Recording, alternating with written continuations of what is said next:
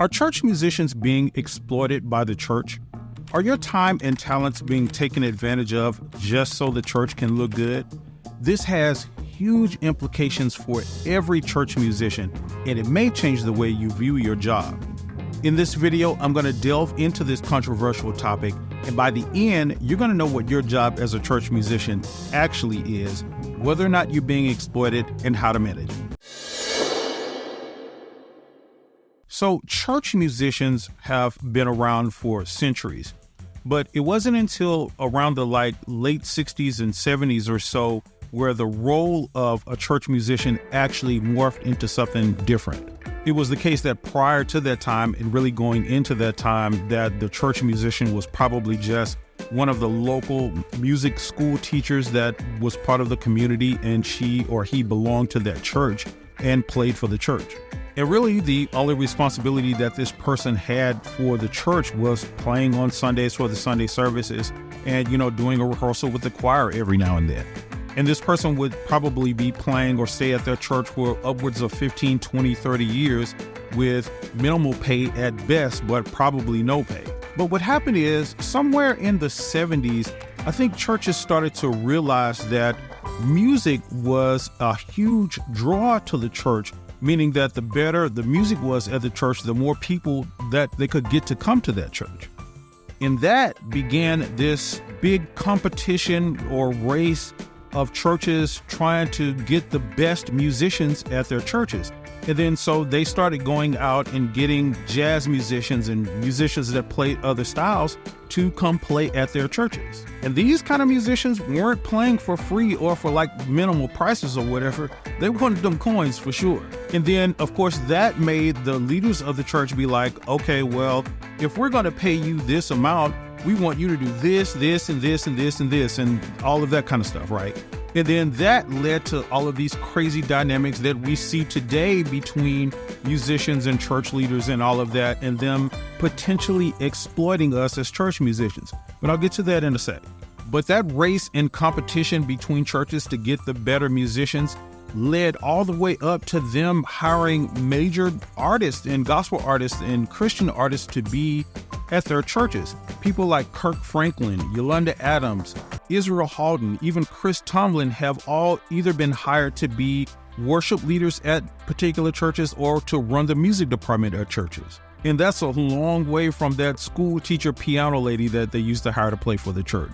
And what's crazy is it's almost always the case that when churches would hire these professional gospel artists and, CCM artists and all of that, they will allow them to bring in whatever musicians and band they want to come in, which means the musicians that were currently at the church got fired just like overnight for no reason. Hey, we're hiring Kirk Franklin. He bringing his band, so we got to let you go. And so today, all of these responsibilities and expectations that churches put on musicians are just wild. I played for a church sometime back where they had 2, sometimes 3 services on a Sunday. They had 4 different choirs and groups that had rehearsals that I had to rehearse with on 4 different nights of the week. They wanted me to travel with the pastor when he went out to speak somewhere. They wanted me to be there for watch night services on New Year's Eve and all of these special programs and all of that. And my salary did not match those expectations and those duties at all. And these kind of expectations and duties are fairly common among all church musicians today. But is it fair?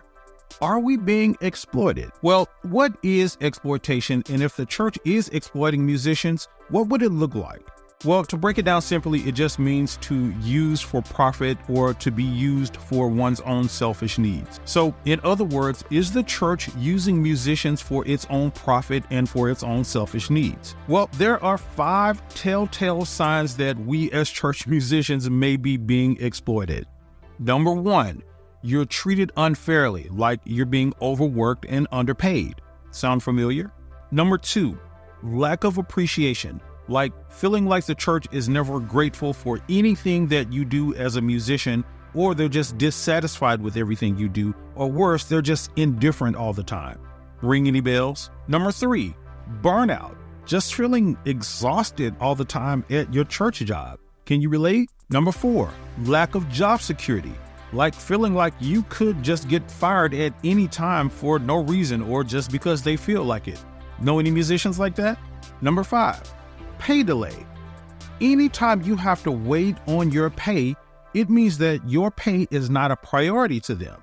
Sound like any musicians you know?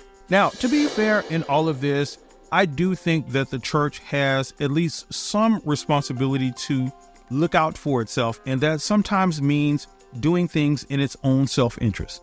And some churches just simply lack the budget and resources to safeguard and protect us musicians in the way that we desire, or in a way that's fair.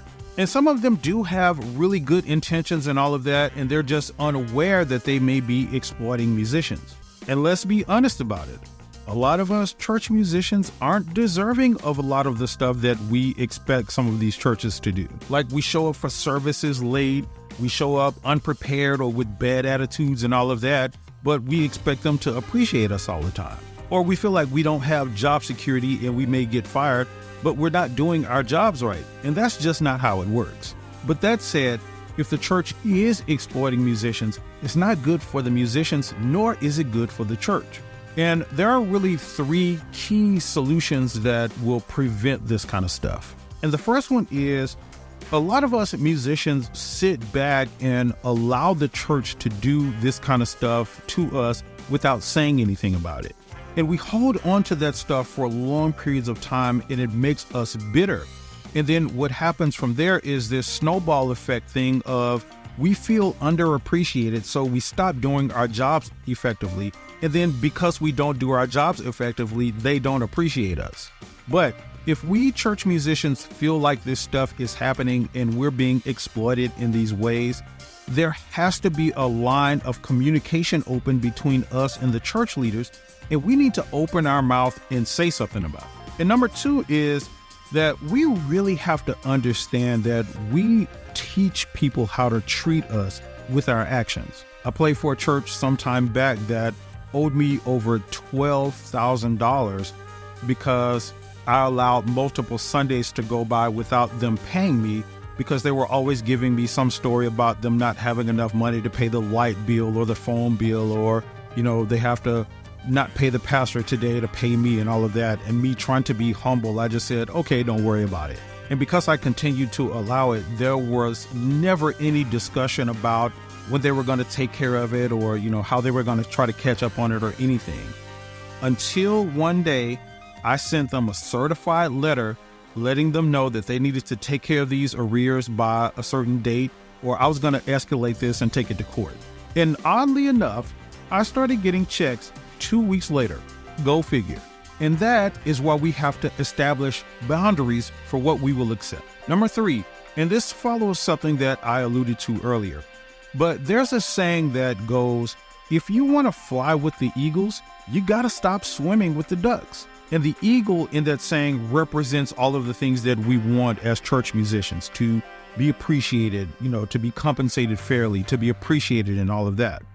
And the duck in that situation represents all of that stuff that we don't want: the underpaid, the, overworked, and all of that, right? So if we want to get to where we want to be and we want to fly with the eagles, we got to level up and develop ourselves so that, being treated fairly and being compensated fairly is earned. This means doing things like getting better at what we do and learning new skills and learning to communicate better and just developing ourselves into a better person overall. So, is the church exploiting musicians and using musicians for its own personal and selfish needs? I think the answer to this question is absolutely yes. But I do think there is some responsibility for this on both the church and the musicians, and there are ways that we can come together to fix this that makes it better for everybody. Now, I've talked a lot in this video about church musicians being appreciated, but I have a dedicated video on that exact subject that breaks down exactly why that is so important. So click the screen right here and check that video out right now.